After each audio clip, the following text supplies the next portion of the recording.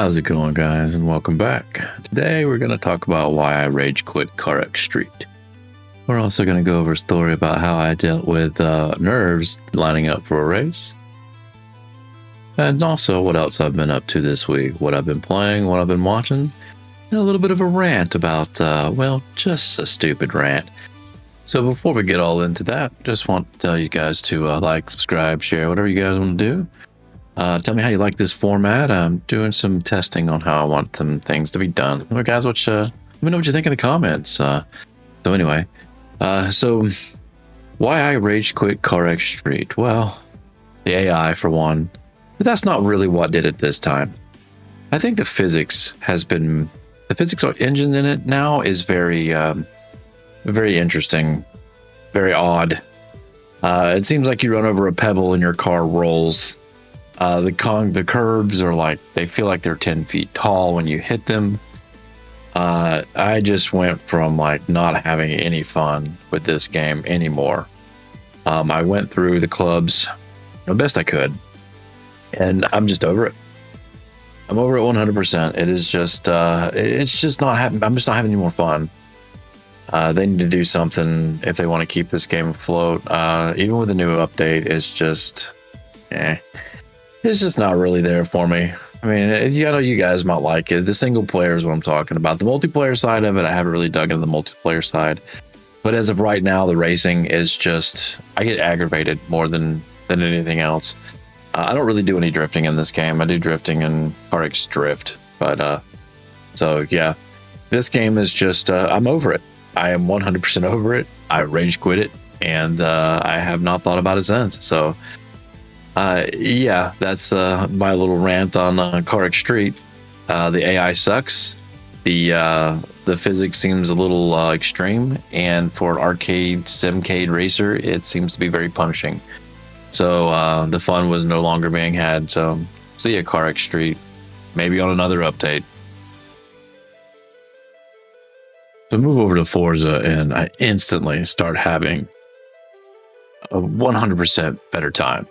This game is just, yeah, it just feels better to play. I don't, you know, anyways, we're doing some dirt and rally races. But anyway, so the update for the wheel, it's been about a month now. And I have learned to change my steering angles depending on what kind of racing I'm doing. If I'm drifting, I don't want it to be, or if I'm doing rally racing, I don't need it to have the drift angles that I'm having. So I've been learning lessons learned. Hairpins probably wouldn't have been such a pain in the ass if I wasn't using a 900 rotation on the wheel versus a 540 or something of that nature when it comes to some more tight-knit racing. So, but anyway, lesson learned. I've started to adjust my wheel angles depending on the racing types. Real simple with the Moza. The Moza app, it's like go into my phone, or I just use it for my desktop. I don't use it on my phone. I just use it on my desktop. Really easy to set up and get going. And what else? I still haven't set up this gear shift yet. I don't really have anywhere to mount it. I've been looking around. We've been doing some work in the garage, so I've been looking for something in there that I might be able to build out of it, build something into, to be able to mount the gear shifter to where I want it. Because it just, yeah. So anyway, the gear shifter is still not available, or not, and it's still not on the rig. But anyway, pedals are starting to feel their cheapness. I'm starting to really feel the pedals and their why they were only $100, but anyway, or somewhere around that price, 150, something like that. But anyway, I think if I do upgrade anything soon, it will be the pedals. Maybe go into a cockpit, and then within the next 6 months, I'm not sure just yet. But anyway, it's going well. I'm still having fun. This particular week, because of something that we'll get into here later on, I haven't played as much as I should be, but I've still been getting my drift practice in. I'm still getting my wheel practice in. So that's the update on my progress through learning the direct drive wheel. And well, I'm going to keep going, and maybe we'll move into a set of courses soon. Tokyo Extreme Racer is supposed to be real soon. I guess this month, maybe. I don't know. RECFest looks pretty fun. There's a new JDM race and JDM drift game coming out called, well, JDM, Japanese Drift Masters, that I'll be checking out. That's at the end of the month, I believe, the 21st. I think I'll have to look up the dates on that.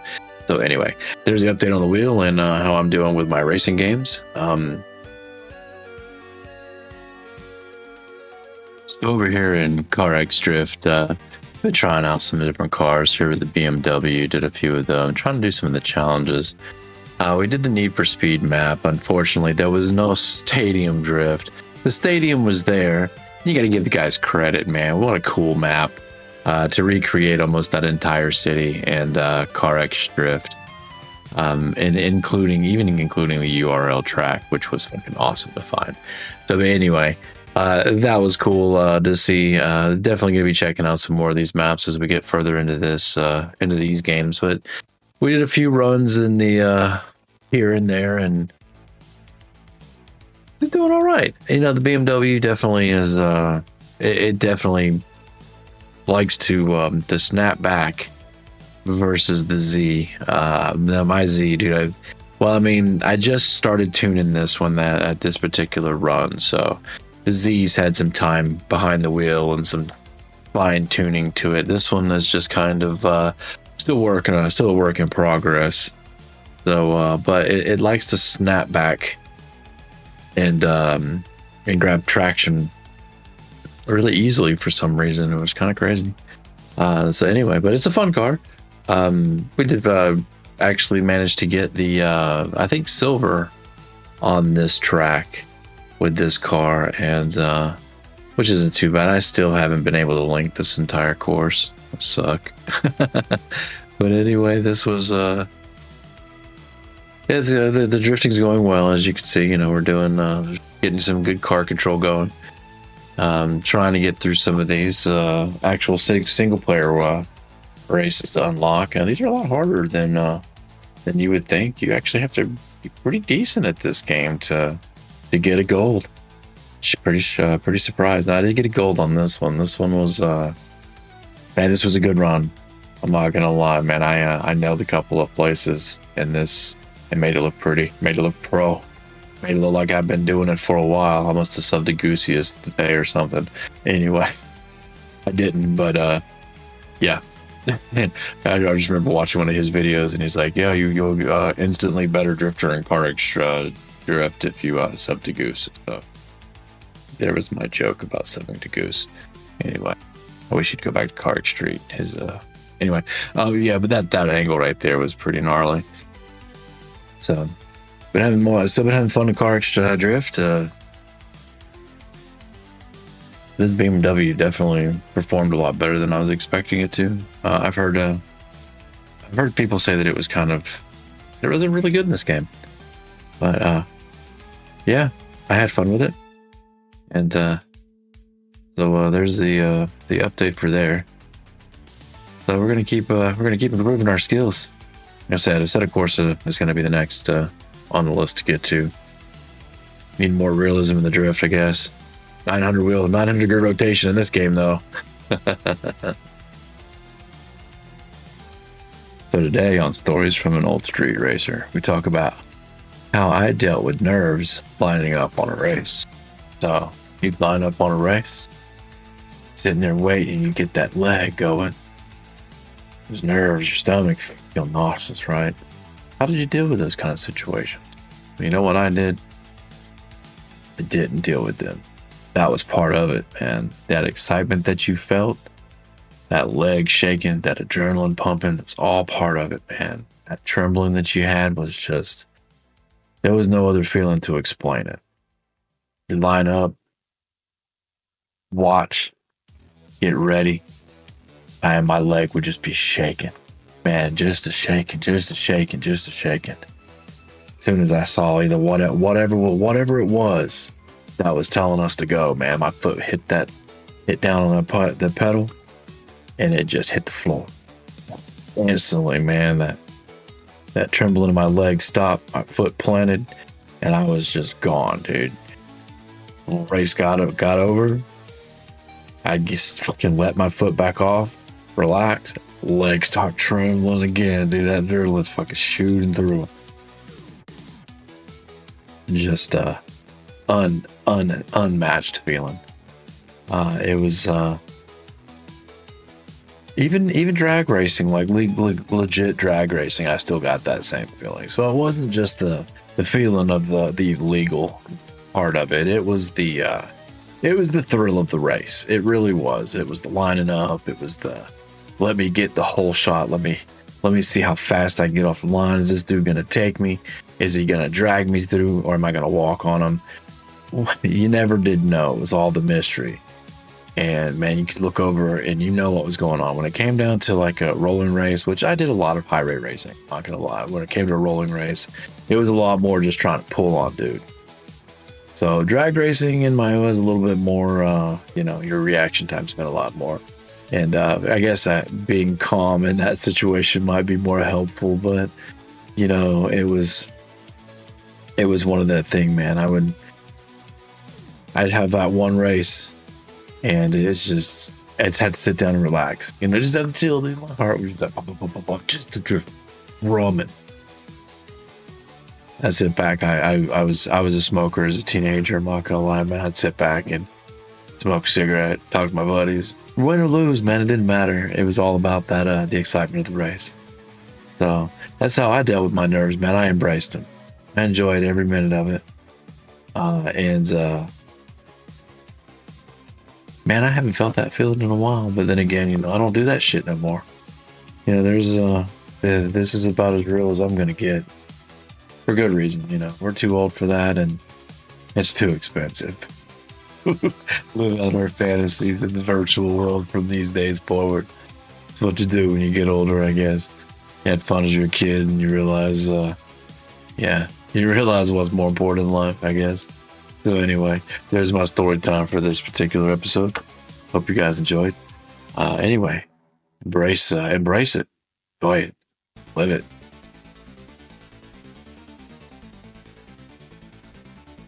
So what else have I been up to this week? Well, I've been playing Clair Obscur, like most gamers probably are.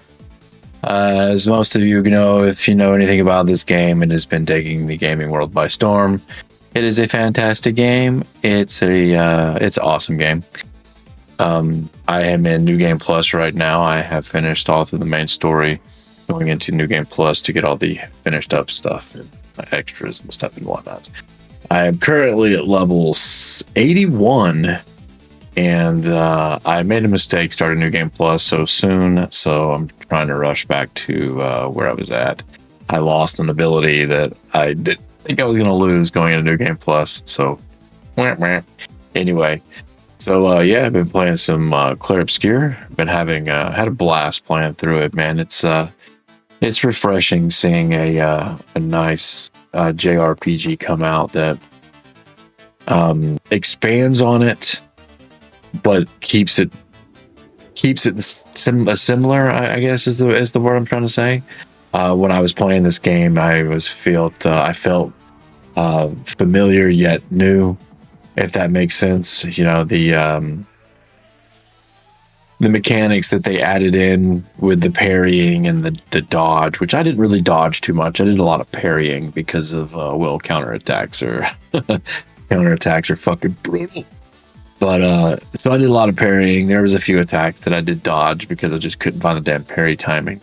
And they did change up timings when they got more into their health bars later on. Some of these bosses did, and it just pissed me off to get into such a long battle, and all of a sudden they changed the timings of their attack and they wiped my party because I didn't know the timing. Anyway, there were some bosses that got on my nerves. Vanish mechanics fucking pissed me. But I enjoyed the game thoroughly. And there is multiple endings. I am going into I picked Verso's ending first because Verso's fucking awesome. I wasn't a big fan of Mael as much as Verso. I'm not saying I disliked Mael. I was more of a fan of Verso. So spoilers, I picked his ending.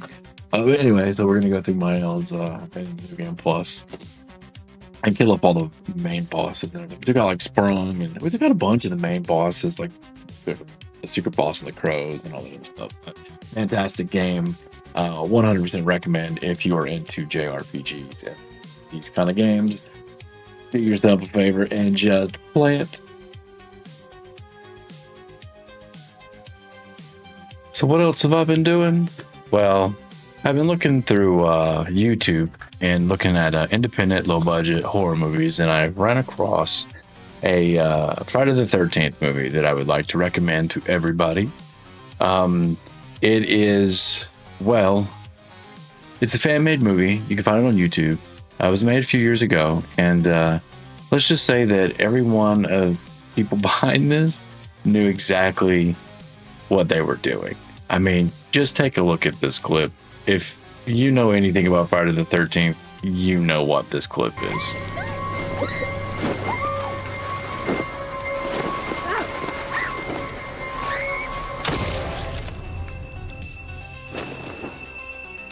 The sleeping bag scene is just iconic to me when I think of Friday the 13th. So anyway, it's called Friday the 13th Vengeance. There's a sequel. It is fantastic if you love Friday the 13th slasher films. The body count between these two movies is so fucking high. It's just insane. They definitely knew and loved slasher and horror films from the 80s. I recommend it for anyone that loves it. Go check it out. Friday the 13th Vengeance on YouTube. So, go check it out. Well, that's going to do it for this video, guys. I hope you enjoyed. Let me know down in the comments what you think about the new format. I figured I might do this from now on if you guys like it. A little bit easier, more streamlined. So, yeah. Next week, we'll go over what else we're doing. Whatever movies or whatnot I've recommend. Maybe some music, who knows? But anyway, until the next one, you guys take it easy. Have fun. See you on the streets.